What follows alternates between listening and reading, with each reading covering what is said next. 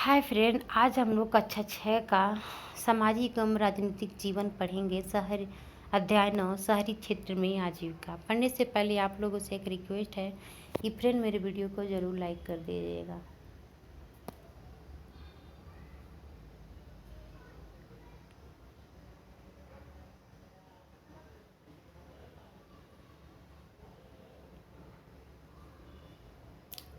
इस चित्र में आप क्या देख रहे हैं? चित्र में शहर की एक व्यस्त सड़क दिखाई दे रही है। सड़क पर काफ़ी भीड़ भाड़ है। गाड़ियाँ, स्कूटर, बसें, साइकिल तथा पैदल लोग हैं। अलग अलग तरह की दुकानें, रेहड़ी पर सामान बेचने वाले, फुटपाथ पर काम करने, अखबार बेचने वाले तथा विभिन्न काम करने वाले लोग दिखाई दे रहे हैं। यहाँ पे देखिए दिखाया गया है। ये देखिए, आप पहले ही ग्रामीण क्षेत्र में लोगों के कार्यों के बारे में पढ़ चुके हैं। पिछले पार्ट में दिए गए ग्रामीण क्षेत्र के किस कार्यों के क्षेत्र में इस चित्र की तुलना कीजिए। तो पिछले अध्याय में ग्रामीण क्षेत्र में लोग खेती बाड़ी का काम करते दिखाए गए हैं। कुछ मछली पकड़ने का काम कर रहे हैं। छोटी छोटी दुकानें हैं। पिछले अध्याय के चित्र में न तो गाड़ियाँ थी और न ही भीड़ भाड़ थी। इस चित्र में सड़क पर वाहनों की भीड़ भाड़ और फुटपाथ पर विभिन्न प्रकार की सेवा देने वाले तथा सामान बेचने वाले लोगों की भीड़ है। अब ये वाला क्वेश्चन देखिए कि ये वाला शहर का एक भाग दूसरे भाग से अलग होता है। अपने ऊपर वाले चित्र में क्या भिन्नताएं देखिए। तो शहर के कुछ भागों में ऊंची ऊंची इमारतें होती हैं तथा वाहनों की काफ़ी भीड़ भाड़ होती है, जबकि कुछ भागों में छोटे छोटे घर होते हैं तथा काफ़ी भीड़ भाड़ होती है और फुटपाथ पर काम करने वालों तथा अन्य सेवाएं उपलब्ध कराने वालों की भीड़ होती है। ये देखिए, भारत में 5,000 से ज़्यादा शहर है और 27 महानगर हैं। चेन्नई, मुंबई, दिल्ली, कोलकाता जैसे प्रत्येक महानगर में 10 लाख से भी ज़्यादा लोग रहते हैं और काम करते हैं। कहते हैं कि शहर में ज़िंदगी कभी रुकती नहीं है। चलिए एक शहर में जाकर देखें कि वहाँ लोग क्या काम करते हैं। क्या वे नौकरी करते हैं या रोजगार में लगे हैं? वे अपना जीवन कैसे चलाते हैं? क्या रोजगार और कमाई के मौके समान रूप से सभी को मिलते हैं? चलिए देखते हैं। सड़कों पर काम करना, यह वह शहर है जिसमें मेरी मौसेरी बहन रहती है। मैं यहाँ गिनी चुनी बार आई हूँ। यह बहुत बड़ा शहर है। एक बार जब मैं यहाँ आई तो मेरी मौसेरी बहन मुझे घुमाने के लिए ले गई। हम तड़के ही घर से निकल गई थी। जैसे ही हम मुख्य सड़क की तरफ मुड़े, हमने देखा कि वहाँ काफ़ी चहल पहल है। सब्जी बेचने वाली अपनी रेहड़ी पर टमाटर, गाजर और खीरे को सजाने में व्यस्त थी ताकि लोग देख सकें कि उसके पास बेचने के लिए क्या क्या है। उसकी बगल में फुटपाथ पर एक फुलवाड़ी बैठी थी। वह सुंदर रंगीन तरह तरह के फूल बेच रही थी। हमने उससे लाल और पीला गुलाब खरीदा। सड़क के दूसरी तरफ पटरी पर एक व्यक्ति अखबार बेच रहा था और वह चारों ओर से लोगों से घिरा हुआ था। हर कोई अखबार को पढ़ना चाहता था। वहाँ से बसें जोर जोर से हॉर्न बजा रही थी। ऑटो रिक्शा स्कूल के बच्चों से ठसाठस भरे हुए थे। पास के पेड़ के नीचे एक मोची छोटे से टीन के बक्से से अपना सामान निकाल रहा था। वहीं सड़क के किनारे नाई अपना काम शुरू कर चुका था। उसके पास एक ग्राहक पहले से ही था जो सुबह सुबह दाढ़ी बनवाना चाहता था। सड़क से थोड़ी दूर जाकर एक औरत ठेला गाड़ी में प्लास्टिक की बोतल, डिब्बे वालों की पिन व चिमटी ले जा रही थी। वहाँ पर एक दूसरा व्यक्ति घर घर बेचने के लिए साइकिल पर सब्जियाँ ले जा रहा था। हम उस जगह पर आ गए हैं जहाँ रिक्शे वाले एक कतार में खड़े होकर ग्राहक का इंतजार कर रहे थे। हमने एक को बाजार जाने के लिए तय किया। बाजार वहाँ से 2 किलोमीटर था। बच्चू माझी एक रिक्शा वाला। मैं बिहार के एक गांव से आया हूँ जहां मैं मिस्त्री का काम करता था। मेरी बीवी और 3 बच्चे गांव में ही रहते हैं। हमारे पास ज़मीन नहीं है। गांव में मिस्त्रीगिरी का काम लगातार नहीं मिलता जो कमाई होती थी। वह परिवार के लिए पूरी नहीं पड़ती थी। जब मैं शहर पहुंचा तो मैंने यह पुराना रिक्शा खरीदा और इसका पैसा किस्तों में चुकाया। यह काफ़ी साल पहले की बात है। रोज़ सुबह बस स्टॉप पर पहुंच जाता हूं और ग्राहक जहां भी जाना चाहें उन्हें वहां छोड़ देता हूं। फिर रात को 8-9 बजे तक रिक्शा चलाता हूं। मैं शहर की एक कॉलोनी में आसपास करीब 6 किलोमीटर तक रिक्शा चलाता हूं। दूरी के हिसाब से घर ग्राहक मुझे 5 से 10 रुपए तक देता है। जब तबीयत खराब हो जाती है तब मैं यह काम नहीं कर पाता हूँ। उन दिनों कमाई बिल्कुल नहीं हो पाती। मैं अपने दोस्तों के साथ किराए के कमरे में रहता हूँ। वे सब पास की फैक्ट्री में काम करते हैं जो रोज़ 8 से 80 से 100 रुपए तक मेरी कमाई हो जाती है, जिसमें 50 से 60 रुपए खाने और किराए खर्च हो जाते हैं। बाकी मैं परिवार के लिए बचा लेता हूँ। साल में 2-3 बार मैं अपने परिवार से मिलने गाँव जाता हूँ।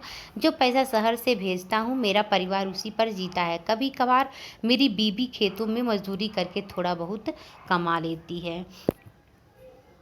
यहाँ पे देखिए, बच्चू बच्चू माझी शहर क्यों आया था? तो बच्चू माझी शहर में काम की तलाश में आया है। गांव में वह मिस्त्री का काम करता था, परंतु उसे नियमित रूप से काम नहीं मिलता था। जो कमाई होती थी वह परिवार के लिए पूरी नहीं पड़ती थी। बच्चू अपने परिवार के साथ क्यों नहीं रह सकता? तो बच्चू गांव से शहर आया था और उसका परिवार गांव में रहता था, इसलिए वह अपने परिवार के साथ नहीं रह सकता था। किसी सब्जी बेचने वाली या ठेले वाले से बात करिए और पता लगाइए कि वे अपना अपना काम कैसे करते हैं। तैयारी, खरीदना, बेचना, ये सब। तो सब्जी बेचने वाले सुबह सुबह थोक की मंडी से सब्जी खरीद कर लाते हैं। वे ज़्यादा से ज़्यादा प्रकार की सब्जियां प्राप्त करने की कोशिश करते हैं ताकि सभी प्रकार के ग्राहकों की आवश्यकता को पूरा कर सके। वे गली गली आवाज़ लगाकर सब्जियां बेचते हैं और शाम तक अपनी सारी सब्जियां बेचने का प्रयास करते हैं।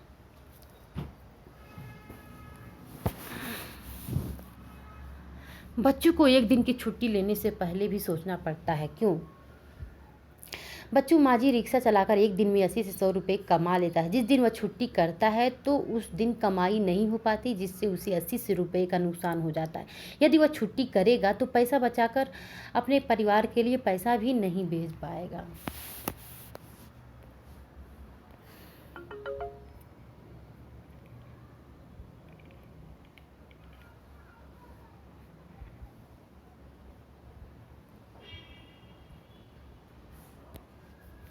बच्चू माझी की तरह ही शहर में कई सारे लोग सड़कों पर काम करते हैं। वे चीज़ बेचते हैं, उनकी मरम्मत करते हैं या कोई सेवा देते हैं। वे स्वरोजगार में लगे हैं, उनको कोई दूसरा व्यक्ति रोजगार नहीं देता है, इसलिए उन्हें अपना काम खुद ही संभालना पड़ता है। वे खुद योजना बनाते हैं कितना माल खरीदें और कहाँ वह कैसे अपनी दुकान लगाएं। उनकी दुकानें अस्थायी होती है। कभी कभी तो टूटे फूटे गत्ते के डिब्बों या बक्सों पर कागज़ फैलाकर दुकान बन जाती है, या खंभों पर तिरपाल या प्लास्टिक चढ़ा लेते हैं। वे अपने ठेले या सड़क की पटरी पर प्लास्टिक बिछाकर भी काम चलाते हैं। उनको पुलिस कभी भी अपनी दुकान हटाने को कह देती है। उसके पास कोई सुरक्षा नहीं होती। कई ऐसी भी जगहें हैं जहां ठेले वालों को घुसने ही नहीं दिया जाता। ठेले वाले जो चीज़ें बेचते हैं वे अक्सर घर पर उनके परिवार वाले बनाते हैं। परिवार वाले चीज़ों को खरीद कर साफ करके छाँट करके बेचने के लिए तैयार करते हैं। उदाहरण के लिए जो सड़कों पर खाना या नाश्ता बेचते हैं वह ज़्यादातर घर पर ही बनाया जाता है। अहमदाबाद शहर के एक सर्वेक्षण में पाया गया कि काम करने वालों में से 12% लोग सड़कों पर काम कर रहे थे। हमारे देश के शहरी इलाकों में लगभग 1 करोड़ लोग फुटपाथ और ठेलों पर सामान बेचते हैं। अभी फिलहाल तक गलियों और फुटपाथ पर इस काम को यातायात और पैदल चलने वालों लोगों के लिए एक रुकावट की तरह देखा जाता था, लेकिन कई संस्थाओं के प्रयास से अब इसको सभी के लिए उपयोगी और आजीविका कमाने के अधिकार के रूप में देखा जा रहा है। सरकार भी उस कानून को बदलने पर विचार कर रही है, जिससे उन पर प्रतिबंध लगा हुआ था। कानून में बदलाव आने से उनके पास काम करने की जगह होगी और यातायात एवं लोगों का आवागमन भी सहज रूप से हो जाएगा। ऐसा सुझाव है कि शहरों में कुछ इलाके फुटपाथ और ठेलों पर सामान बेचने वालों के लिए तय कर दिए गए। यह भी सुझाव है कि उन्हें खुले रूप से आने जाने की अनुमति हो और वे लोग उन समितियों में रखे जाएं जो इन मुद्दों पर निर्णय लेते हैं।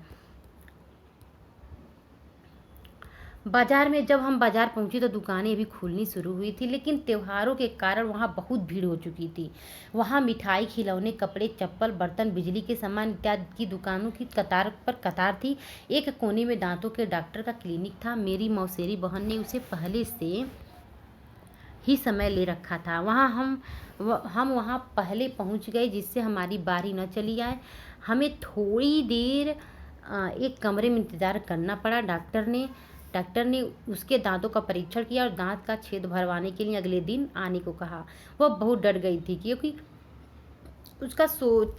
उसने सोचा कि एक तो अपना दांत खराब होने दिया और ऊपर से इतना दर्द सहन करना पड़ा। डॉक्टर के यहाँ से हम सिले हुए कपड़ों के एक शोरूम पर गई क्योंकि मैं कुछ सिले सिलाए कपड़े खरीदना चाहती थी। इस शोरूम की 3 मंजिलें थीं और हर मंजिल पर अलग तरीके से कपड़े थे। हम तीसरी मंजिल पर पहुंची जहां लड़कियों के कपड़े रखे हुए थे। बड़ी दुकान में हरप्रीत, पहले मेरे पापा और चाचा एक छोटी सी दुकान पर काम करते थे। इतवार को और त्योहारों के समय मैं और मेरी माँ उनकी मदद करते थे। मैंने कॉलेज में पढ़ाई पूरी करने के बाद वहाँ काम करना शुरू किया। अब मेरी पत्नी वंदना और मैं यहाँ शोरूम चलाते हैं। वंदना कह रही है, हमने कुछ साल पहले यह शोरूम खोला। मैं एक ड्रेस डिजाइनर हूँ। मैंने तरह तरह के फैशन के कपड़े बनाने की पढ़ाई की है, लेकिन आजकल लोग कपड़े सिलवाने की जगह सिले सिलाए यानी रेडीमेड कपड़े खरीदना पसंद करते हैं। इसलिए मेरा ध्यान इस बात पर ज़्यादा रहता है कि कैसे इन रेडीमेड कपड़ों को आकर्षक रूप से सजाकर रखा जाए। हम अपने शोरूम के लिए अलग अलग जगहों से सामान खरीदते हैं। ज़्यादातर माल मुंबई, अहमदाबाद, लुधियाना और त्रिपुरा से आता है। कुछ सामान दिल्ली के पास के शहरों जैसे गुड़गांव, नोएडा से भी आता है। कुछ कपड़े हम विदेशों से भी मंगवाते हैं। इस शोरूम को सही रूप से चलाने के लिए हमें कई चीज़ें करनी पड़ती हैं। हम विभिन्न अखबारों में, सिनेमा हॉल में, टेलीविज़न और रेडियो चैनल पर विज्ञापन देते हैं। अभी तो यह शोरूम किराए पर है, पर हम इसे जल्द ही खरीद लेंगे। जब से यह बाज़ार आसपास रहने वाले लोगों के लिए मुख्य बाज़ार बन गया है, तब से हमारा बहुत व्यापार बढ़ गया। हमने एक कार खरीद ली है और पास की सोसाइटी में एक फ्लैट भी ले लिया है। हरप्रीत और वंदना की तरह कई लोग हैं जिनके पास शहर के बाज़ारों में अपनी दुकानें हैं। ये दुकानें छोटी बड़ी हैं और लोग अलग अलग चीज़ें बेचते हैं। ज़्यादातर व्यापारी अपनी दुकान या व्यापार खुद संभालते हैं। वे किसी दूसरे की नौकरी नहीं करते, लेकिन वे खुद को कई लोगों को मैनेजर या सहायक की तरह नौकरी पर रखते हैं। ये पक्की दुकानें होती हैं जिनके पास नगर निगम से व्यापार करने के लिए लाइसेंस होता है। नगर निगम यह निश्चित करता है कि सप्ताह में कौन से दिन बाजार बंद रहेगा। उदाहरण के लिए इस बाजार में दुकानें बुधवार को बंद रहती हैं। इस बाजार में छोटे छोटे दफ्तर और अन्य दुकानें भी हैं जो बैंक, कुरियर इत्यादि की सेवाएं देती हैं। फैक्ट्री में मैं अपने एक कपड़े पर जरी का काम करवाना चाहती थी जो मुझे एक खास मौके पहनना था। मेरी बहन ने कहा कि वह निर्मला को जानती है जो एक कपड़े सिलने की फैक्ट्री में काम करती है। निर्मला के पड़ोसी जरी और कढ़ाई का काम करती है। हमने बस पकड़ी और फैक्ट्री की तरफ चल पड़ी। बस खचाखच भरी हुई थी। हर स्टॉप पर लोग चढ़ते ही जा रहे थे और कोई भी उतरने का नाम नहीं ले रहा था। अपनी जगह बनाने के लिए लोग एक दूसरे को धक्का दे रहे थे। मेरी बहन ने मुझे एक कोने पर खड़ा कर दिया ताकि भीड़ भाड़ में हमारा भुर्ता न बन जाए। मुझे हैरानी हो रही थी कि लोग रोज ऐसे कैसे सफ़र करते हैं। जैसे ही बस फैक्ट्री के पास पहुंची, लोग उतरने लगे। हम भी एक मोड़ पर उतर गई। आह, जान में जान आ गई। मोड़ पर बड़े सारे लोग समूहों में बाड़ों पर बैठे हुए थे। कुछ टिक कर खड़े हुए थे। उन्हें देखकर लग रहा था कि वे शायद किसी का इंतजार कर रहे थे। कुछ लोग स्कूटरों पर सवार उनसे बात कर रहे थे और रेट को लेकर मोल तोड़ कर रहे थे। मेरी बहन ने समझाया कि लेबर चौक कहलाता है। ये दिहाड़ी पर काम करने वाले मजदूर और मिस्त्री हैं। कुछ जहाँ भवन बन रहे होते हैं वहाँ मजदूरी करते हैं, कुछ बोझा ढोते हैं और ट्रकों से सामान उतारते हैं।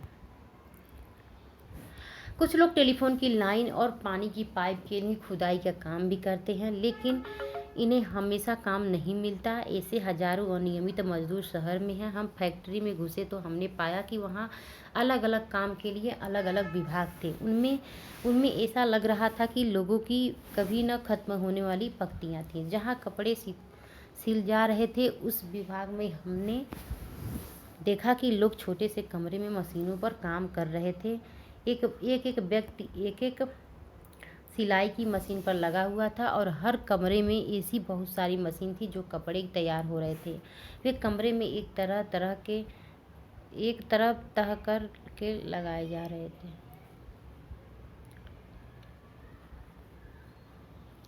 हमने निर्मला को इसे ही एक जगह पर पाया। वह मेरी बहन से मिलकर बहुत खुश हुई और उसने वादा किया कि मेरे कपड़ों पर जरी का काम करवा देगी। निर्मला कपड़े निर्यात करने वाली एक कंपनी में दर्जी का काम करती है। जिस फैक्ट्री में वह काम करती है वहाँ अमेरिका, इंग्लैंड, जर्मनी और नीदरलैंड जैसे देशों के लोग गर्मी में कपड़े सिले जाते हैं। दिसंबर से अप्रैल तक निर्मला पर काम का बोझ बहुत ज़्यादा रहता है। अक्सर वह 9 बजे सुबह काम शुरू करती है और रात 10 बजे तक ही काम निपटा पाता है और कई बार और भी देर हो जाती है। वह हफ्ते में 6 दिन काम करती है। जब काम जल्दी का होता है तो उन्हें इतवार को भी काम करना पड़ सकता है। निर्मला को रोज़ 8 घंटे काम करने के 80 रुपये मिलते हैं और अतिरिक्त 40 रुपये देर तक काम करने का मिलता है। जून तक काम खत्म हो जाता है तो फैक्ट्री वाले इन दर्जियों की संख्या घटा देते हैं। निर्मला को भी निकाल दिया जाएगा। हर साल करीब 3 से 4 महीने के लिए उसके पास काम नहीं रहता। निर्मला की तरह ज़्यादातर कारीगर अनियमित रूप में काम में लगे हुए हैं। मतलब उनको काम पर तभी आना होता है जब मालिक को ज़रूरत होती है। उनको रोज़गार तभी मिलता है जब मालिक को बहुत सारा काम मिल जाता है या फिर ख़ास मौसम में काम मिलता है। साल के बचे हुए समय में उन्हें दूसरा काम ढूंढना पड़ता है। निर्मला की तरह की नौकरियां स्थायी नहीं होती। अगर कारीगर अपनी तनख्वाह या परिस्थितियों के बारे में शिकायत करते हैं तो उन्हें निकाल दिया जाता है। नौकरी की कोई सुरक्षा नहीं होती और अगर कोई बुरा व्यवहार करे तो उनके बचाव के लिए कुछ नहीं होता। उनसे बहुत लंबे समय तक रोज़ काम करने की उम्मीद भी रखी जाती है। उदाहरण के लिए बिजली से चलने वाले कर्मों की यानी पावर लूम फैक्ट्री में मजदूर दिन रात की पालियों में 12-12 घंटे तक काम करते हैं। उन्हें 8 घंटों से ज़्यादा काम करने की मजदूरी अलग से नहीं मिलती। दफ्तर में मेरी मौसी सुधा विपणन प्रबंधक यानी मार्केटिंग मैनेजर है। उन्होंने हमें शाम 5:30 से पहले अपने दफ्तर पहुंचने को कहा। हमने सोचा कि देर न हो जाए इसलिए ऑटो रिक्शा ले लिया जिसने हमें बिल्कुल समय पर पहुंचा दिया। उनका दफ्तर ऐसी जगह पर था जहां चारों तरफ बड़ी बड़ी इमारतें थीं। उनमें से सैकड़ों लोग बाहर आ रहे थे। कुछ कार पार्किंग की तरह बढ़ रहे थे तो कुछ बसों की पंक्तियों की तरह। मौसी एक बिस्कुट बनाने वाली कंपनी में मैनेजर का काम करती है। बिस्कुट शहर के बाहर एक फैक्ट्री में बनाए जाते हैं। मौसी 50 विक्रेताओं सेल्समैन के काम का निरीक्षण करती है जो शहर के विभिन्न भागों में आते जाते हैं। ये लोग दुकानदारों से बड़े बड़े आर्डर लेते हैं और उनसे भुगतान इकट्ठा करते हैं। काम को सुचारू रूप से चलाने के लिए मौसी ने शहर को 6 भागों में बांट दिया। वे हर हफ्ते एक भाग के विक्रेताओं से मिलती है। वे उनकी प्रगति रिपोर्ट देखती है और उनकी समस्याओं पर चर्चा करती है। उनको पूरे शहर में बिक्री की योजना बनानी होती है और अक्सर देर रात तक काम करना पड़ता है। उन्हें काम के सिलसिले में यात्राएं भी करनी पड़ती हैं। मौसी को नियमित तनख्वाह मिलती है और वह बिस्कुट कंपनी के अस्थायी कर्मचारी है। वे यह उम्मीद रख सकती है कि उनकी नौकरी लंबे समय तक चलेगी। अस्थायी कर्मचारी होने के कारण उनको निम्नलिखित फायदे भी मिलते हैं। बुढ़ापे के लिए बचत। उनकी तनख्वाह का एक भाग भविष्य निधि में सरकार के पास डाल दिया जाता है। इस बचत पर ब्याज भी मिलता है। नौकरी से सेवानिवृत्त होने पर यह पैसा मिल जाता है। छुट्टियां। इतवार और राष्ट्रीय त्यौहार के लिए छुट्टी मिलती है। उनको वार्षिक छुट्टी के रूप में भी कुछ दिन मिलते हैं। परिवार के लिए चिकित्सा की सुविधा। कंपनी एक सीमा तक कर्मचारी और उनके परिवारजनों के इलाज का खर्चा उठाती है।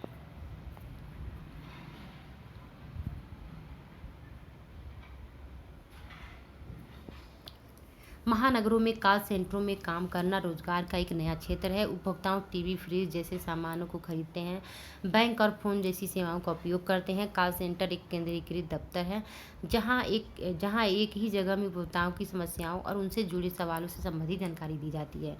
कॉल सेंटर प्रायः हालनुमा कमरों में चलाए जाते हैं। उनमें अलग अलग खाने बने रहते हैं। वहाँ कंप्यूटर, टेलीफोन, हेडफोन और स्पीकर लगे रहते हैं। भारत इस क्षेत्र में एक महत्वपूर्ण केंद्र बन गया है। यहाँ न केवल भारतीय कंपनियां बल्कि विदेशी कंपनियां भी अपने कॉल सेंटर खोलती हैं। विदेशी कंपनियों के आकर्षण का कारण है कि यहाँ अंग्रेज बोलने वाले लोग आसानी से और कम वेतन पर मिल जाते हैं। अगर तबीयत खराब हो जाए तो कर्मचारी को बीमारी के दौरान छुट्टी मिलती है। शहर में ऐसे कई कर्मचारी होते हैं जो दफ्तरों, फैक्ट्रियों और सरकारी विभागों में काम करते हैं, जो उन्हें नियमित और अस्थायी कर्मचारी की तरह रोजगार मिलता है। वे लगातार उसी दफ्तर या फैक्ट्री में काम पर जाते हैं। उनका काम भी तय होता है, उनको हर महीने तनख्वाह मिलती है। अगर फैक्ट्री में काम कम हो तो भी उन्हें अनियमित रूप से काम करने वाले मजदूरों की तरह निकाला नहीं जाता। आखिर दिन खत्म हुआ और हम मौसी की कार में थकी मांदी बैठ गई, लेकिन आज बहुत मज़ा आया। मैंने सोचा कितना अच्छा है कि शहर में इतने सारे लोग इतनी तरह का काम करते हैं। वे कभी एक दूसरे से मिलते भी नहीं, मगर उनका काम उन्हें बांधता है और शहरी जीवन को बनाए रखता है। अब यहाँ पे अभ्यास प्रश्न आ गया, इसको जल्दी जल्दी देख लेते हैं, वीडियो बड़ा हो गया।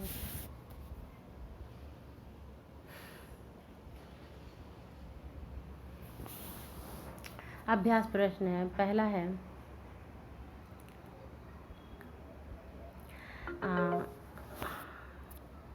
नीचे नीचे लेबर चौक पर आने वाले मजदूरों की ज़िंदगी का विवरण दिया गया है। इसे पढ़िए और आपस में चर्चा कीजिए कि लेबर चौक पर आने वाले मजदूरों के जीवन की क्या स्थिति है।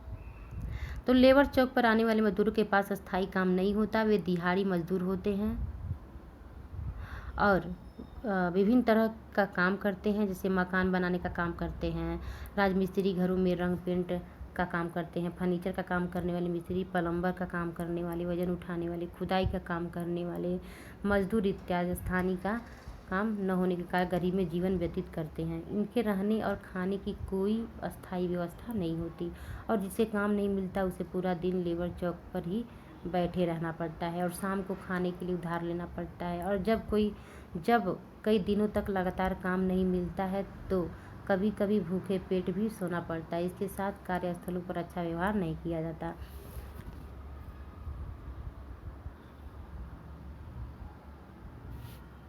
इसमें देख लीजिए आप लोग, निम्नलिखित तालिका को पूरा कीजिए और उनका काम किस तरह से अलग, इसका वर्णन कीजिए। तो बच्चू माझी काम की जगह सड़क, आय 100 रुपया प्रतिदिन, काम की सुरक्षा। बच्चू माझी का ये चार्ट है यहाँ पे, मैं एक मिनट, हाँ, बच्चू माझी ये होगा सड़क और आय 10 रुपया प्रतिदिन, काम की सुरक्षा नहीं और सुविधाएं भी नहीं है। स्वयं का काम या रोजगार, स्वयं का काम है, स्वयं का काम। हरप्रीत और वंदना शोरूम, काम की जगह शोरूम, इसमें शोरूम रहेगा। और आय, अच्छी आय लेकिन निश्चित नहीं है यहाँ पे। और काम की सुरक्षा, हाँ, और सुविधाएं हैं इसमें, कार और प्लेट खरीद लिया है, ठीक है। और स्वयं का काम या रोजगार, स्वयं का काम है। यहाँ पे दिया है निर्मला, कपड़े मिलने की फैक्ट्री, कपड़े मिलने की फैक्ट्री। यहाँ पे होगा 80 रुपये प्रतिदिन पाती है। और काम की सुरक्षा नहीं है और सुविधाएं भी नहीं है यहाँ पे। और रोजगार, स्वयं का काम रोजगार है।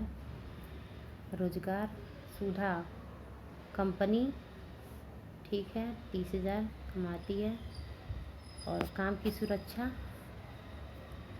सुरक्षा हाँ। और सुविधाएं इसमें रहेगा, सुविधाएं है निधि छुट्टियां, परिवार के लिए चिकित्सा सुविधाएं। और इसमें रहेगा रोजगार।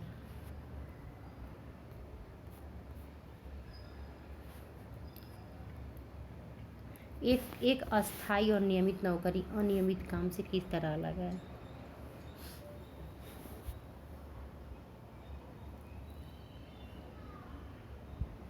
तो एक अस्थायी और नियमित नौकरी करने वाले की एक निश्चित मासिक आय होती है। अस्थायी कर्मचारी होने के कारण विभिन्न प्रकार की सुविधाएं भी मिलती हैं, जैसे भविष्य निधि, छुट्टियां, परिवार के लिए चिकित्सा सुविधाएं, मकान या मकान का किराया इत्यादि। काम करने का निश्चित समय और घंटे निश्चित होते हैं, जबकि अनियमित कर्मचारी की मासिक आय निश्चित नहीं होती है। वह जितने दिन काम करता है उतने दिनों का पैसा मिलता है। कोई निश्चित छुट्टी नहीं होती, किसी भी प्रकार की सुविधाएं नहीं मिलती, काम समय और घंटे निश्चित नहीं होते हैं, काम की भी सुरक्षा नहीं होती है।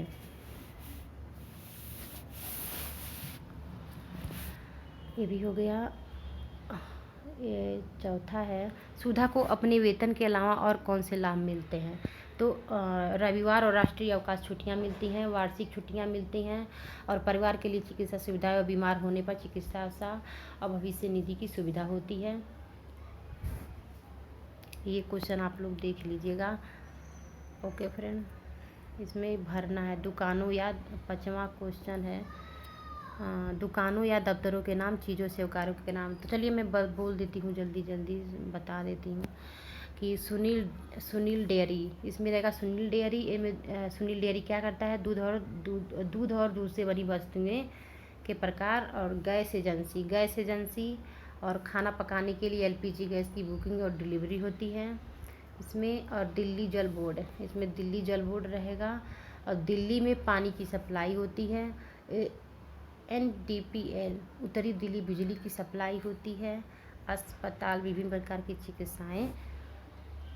चिकित्सा सुविधाएं होती हैं। अस्पताल इसमें रहेगा। अस्पताल, वीडियो बहुत बड़ा हो गया फ्रेंड, तो हम लोग अगले वीडियो में मिलते हैं। ये कक्षा 6 का ये वीडियो समाप्त हो गया। अब कक्षा 7 शुरू होगा। ये लास्ट चैप्टर था।